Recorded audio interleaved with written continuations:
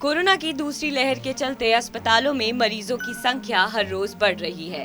Corona के इलाज के लिए देश विदेश में लगातार नए शोध हो रहे हैं और दवाओं के इस्तेमाल पर भी बातचीत हो रही है। कोरोना बीमारी का इलाज अभी तक नहीं आया है और इसी के कारण लोग एंटीबायोटिक्स के भरोसे हैं। इंसान की प्रतिरोधक क्षमता बढ़ाने पर जोर दिया जा रहा है, जिसके लिए एंटीबायोटिक्स का खूब इस्तेमाल हो रहा है। लेकिन अब इन दवाओं के फायदे नुकसान पर विश्व भर में बहस छिड़ गई है।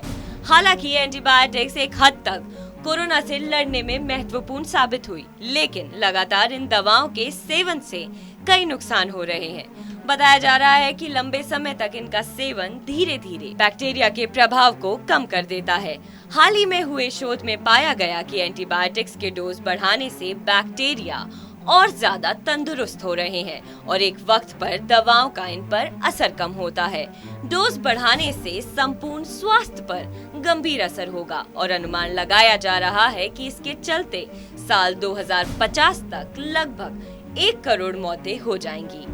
ब्रिटेन और यूरोप के शोधकर्ताओं ने ई कॉली नाम के बैक्टीरिया पर किए गए अध्ययन में पाया कि जहां अधिक एंटीबायोटिक डोज ने बैक्टीरिया के प्रतिरोध को कम किया, वहीं दूसरी तरफ बैक्टीरिया का स्वास्थ्य बेहतर भी हुआ।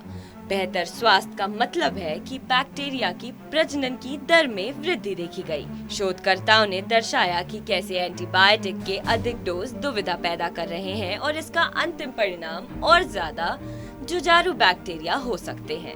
अध्ययन के प्रमुख लेखक मार्टो लेगेटर ने बताया कि दवाओं की विकसित करते समय इस बात पर बहुत कम ध्यान दिया जाता है कि लक्षित बैक्टीरिया इन दवाओं के लिए प्रतिरोध विकसित करने के साथ तंदुरुस्त स्ट्रेन में विकसित हो सकते हैं। साथ ही उन्होंने कहा कि हमें लंबे समय के नतीजों पर भी ध्यान देना होगा। लेगेटर के सामान्य से अध्ययन ने बताया है कि अधिक डोजों से प्रतिरोध तो धीमा हो जाता है, लेकिन स्ट्रेन बेहतर हो जाते हैं।